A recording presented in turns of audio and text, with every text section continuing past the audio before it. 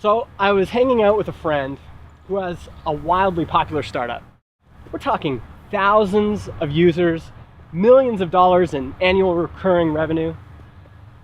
And as we're talking, he says, "Justin, I have something to tell you. I had to fire all my staff."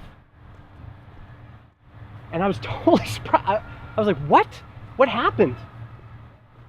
You guys were in the tech press, you guys were getting all this attention, you're having all these people sign up, you had all these sales coming in. And he said, we ran out of money. We had no cash left in the bank account. And I tried to go out and raise another round, but I couldn't get any more investors. So I had to fire all the staff, and I had to just pare everything down just so we could keep the lights on. And here's what I kind of learned from this story. If you're a founder, profit matters. We focus a lot on top line revenue. You know, how much money are we bringing in?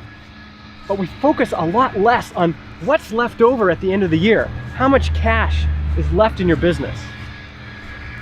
So if you're a founder, if you're a CEO, if you have your own startup, this is what I urge you to do.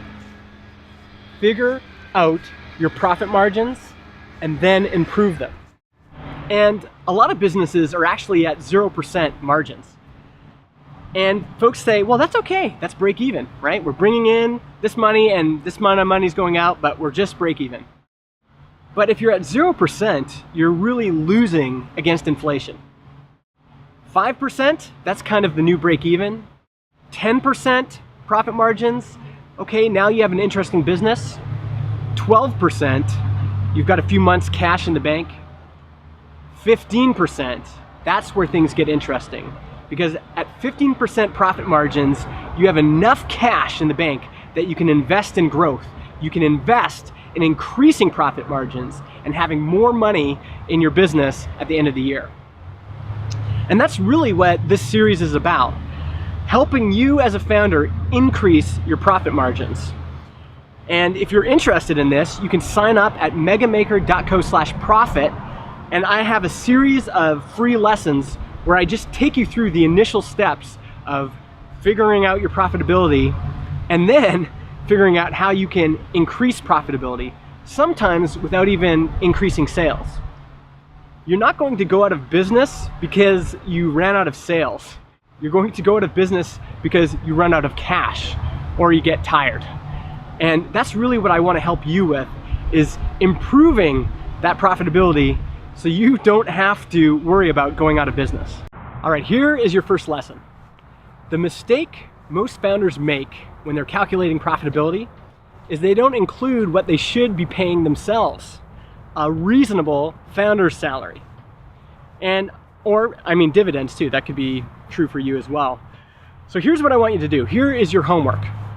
I want you to take your yearly revenue, and then I want you to subtract all of your expenses. Server costs, employee costs, travel costs, conference costs. Put them all in there. Don't leave anything out. And then I want you to subtract what you should be paying yourself. And for some people, that's going to be $50,000. For some people, that's going to be $100,000. If you live in San Francisco, it's probably $250,000. Figure that out. Subtract that amount. And what's left over is going to be your true amount of profit.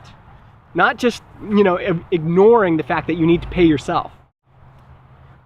Once you have that profit number, you're going to divide it by your revenue for the year, and that's going to give you your profit margin. What percentage is that for you? Is it 0%? Is it 5%? Is it 10%? You won't know until you go through this whole exercise, and until you know where you're starting, we won't be able to improve it, right? So if you're starting at 5%, at least we're being honest about that. And then we can move you up to 10 and 12 and 15. But the first step is you have to be honest with yourself. How profitable are you really? And once you've done this exercise, you'll be ready for the next lesson.